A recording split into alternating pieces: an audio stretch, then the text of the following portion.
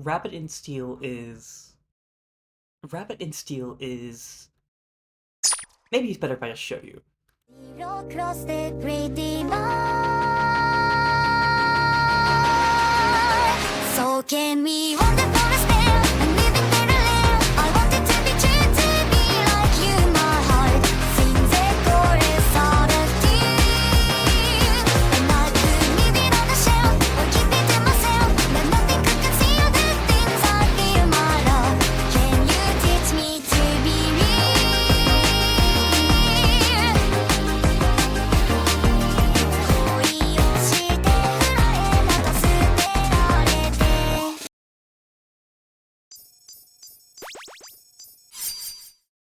Wasn't that so awesome? I should probably actually explain the game. That didn't help, didn't it? Rabbit in Steel describes itself as a co-op action roguelike that recreates the essence of high-level MMO raiding in a randomized, simplified, bunny-sized package. And that's a lot of words that probably might not mean a lot to some people, so we're just going to shorten it to MMORBC. Wait a minute. I'm sure you have a lot of questions in your mind when I approach you to buy a game that you've never heard of. Questions such as, what is a rabbit? What is steel? What the hell is an ampersand? And when is episode 5 of Hardcore coming out? And I'm going to answer 3 of those questions, so don't worry about the last question. You're probably wondering as well, why not make a video on the topic when it came out like a year ago? We are getting a update for Rabbit in Steel. It's the best time to play the game and get into the game. So you're getting a free DLC on February 6th. It's gonna be the biggest content addition to the game, and we're gonna get 5 new characters and a whole bunch of new content, but that's only important once I convince you to get the game. In this video, we're gonna be exploring how a game goes, the general gameplay loop, and a bunch of other small little things, in hopes that I could convince you with my propaganda to buy the game. Please buy the game. Please buy the game! Please, I need this! Rabbit in Steel will take you through an adventure through 5 different kingdoms to stop a woman because she loves the moon so much. That's just kinda it. Every single character in the game is a woman.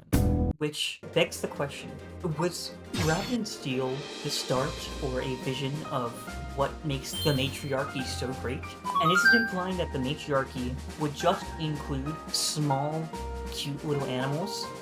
That's besides that. When you choose a starting location in Rabbit in Steel, you're brought to one of 5 different areas depending on your difficulty. Upon doing so, you'll be met with the various different kind of attacks. It's a lot of geometry, it's a lot of shapes, You're gonna learn how to read colors and shapes. You have the dragons, they have spinning attacks that go in circles, you know? The wolves have wind, and cutting up sections of the map, it's more shapes. The frogs go back to the color days in kindergarten, you have colors and you match the colors and the shapes, it's really awesome. The crows have time stop. That's pretty scary. They have like teleporting as well. That's a little jumps beyond the kindergarten level, and then you get the mice, and there's just a lot of them. There's just a lot of them. They're like Pokemon double battles. It's kind of like Pokemon double battles. You just get a lot of mice, and maybe it's not convincing you enough. The gameplay at its core is a bullet hell roguelike. You'll go through different stages getting certain items, and consisting entirely of bosses, each sort of mini stage section in a level has a set attack pattern or 1 or 2 attack patterns. Pretty easy to pick up on. What gets really difficult is actually the MMO style gameplay. There's a lot of cooldown management you have to worry about. Some characters will have specific gameplay loops or cooldown loops that you could take advantage of to the best of your ability to do maximum DPS. It's a lot of nerd stuff that you probably don't need. Very cool nonetheless, and one of the biggest things is the team mode. The solo mode is pretty easy. You're just kind of you and yourself, and there's not a lot to worry about. The biggest problem with your team is that you have to communicate not just, in your mentally mind.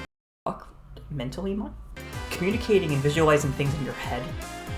Just kind of understanding this is coming then, this is coming where. It gets way worse when you have to actively communicate that with multiple people. I'm gonna show some clips in a moment. Basically, my friends and I just losing our minds because there's a lot of stuff going on, and shapes are hard, right? You know, school's not easy. Geometry is always like, you'll see in a minute.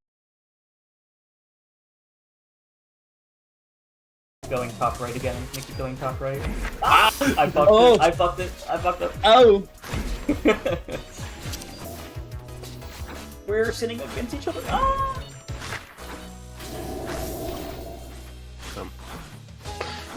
There we go. We figured out the pattern. Yeah, same here. Hey, Right. Cole- Okay. Let's go. See. What the We fuck? just all have to end up in the middle. We have to. Okay, no, we have to. Oh Christ! We have to be together and then middle. Okay, watch this shit. Ooh! I deleted a bunch of projectiles. We're chilling, we're chilling. I Shout- panicked. I panicked. Yeah, shout no, out to no, my no. best- 3 of us are blue. Oh wait, I'm not blue. Ah! Yeah. It's. I just needed to go for a fuck defensive. I'm dead. Yeah, I'm dead. Damn. I was in the wrong spot. Like, I realized. saw it and I literally just saw it and I was like, I read one, I'm fine. I read the other. Yeah, I that's don't what happened to have me the too. speed. That's Like, I just exactly what don't happened have to me speed. too. We did the Yeah. exact same thing. Shortcomings aside, you can see that the game is kind of hard, but it's kind of fun that way. It's pretty cool. However, like any roguelike, you can get really good runs. I'm gonna show one of the runs I had, like just some DPS counts and other stuff. It gets really crazy if you know how to build, and that feeling is really good getting like a under 30, under 40 minute run in like what usually is a pretty long series of runs for a game. I check this part out.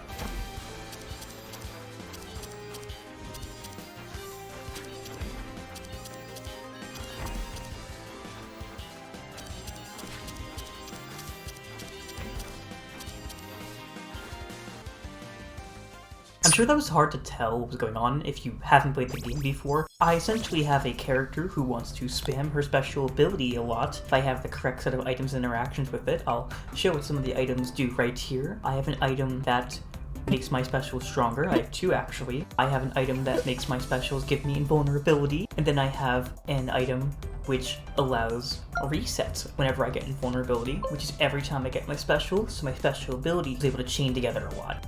It's something that is really cool, and given the roguelike element, you're not going to get the same build just every single time. You can fish for some very cool stuff. I'm a big fan of it. As someone who has a lot of time in the game and plays at a pretty mildly decent level compared to maybe what some other people play at, maybe. There's a lot of casual content if you don't like getting super cool builds or anything. There's both a normal and a cute mode, which are very easy to pick up and very good for just experiencing the story and getting to play the game, play characters you like. There's a cute little bit of character creation with different alternate colors, different trinkets you can equip to your character. There's also a good amount of side content, nothing crazy, but stuff that I really appreciate personally. You'll find stuff like a toy box where you can test your DPS and play around with fun builds. There's an art gallery and a music gallery. Things that are from, you know, games like Under Night and Birth where you see different art of the characters, different stuff from the developer. It's very cool, and it feels very cool to see what the developer has done on their own to build the game up. And not to mention, the soundtrack is incredibly good. I recommend giving it a listen, even if you don't play the game. The soundtrack was created by Steel Plus. Steel Plus is very good. It's actually, you'll recognize him from working on One Step from Eden, incredible game, and incredible soundtrack as well. I use both these games for my TTRPGs. I highly recommend the soundtracks. I'm actually going to play a little blurb from one of the upcoming songs in the DLC, because the DLCs looks like it can be even better of a soundtrack. Just give it a listen here. Check it out.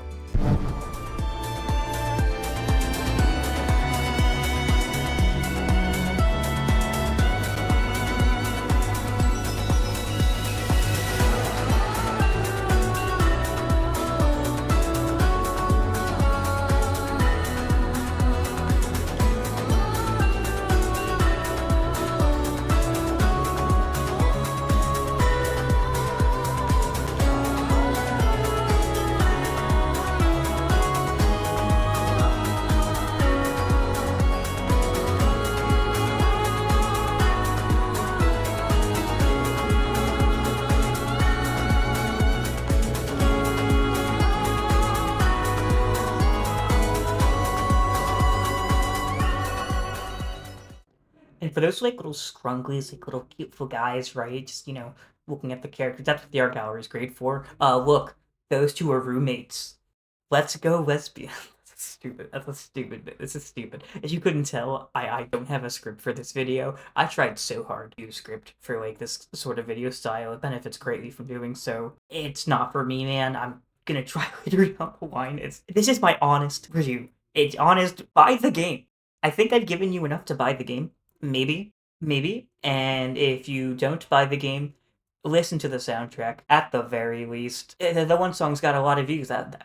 People like that, yeah. I just want to take a minute at the end here to praise the developer of the game. The developer's MinoDev, a solo dev. I'm showing some of his art off here, but he is the only person who's working on these games besides the music department. Just, Steel Plus and whoever else is working on vocals and everything. I think it's a testament just how great these games are. I really like these games. He has a second game called Made in Steel that he created before Wrapped in Steel, also a very good game. They're good games. They're good games. And I just wanted to shout him out in this specific section because he's made some very cool games that I enjoy a lot, and I hope you guys enjoy them as well.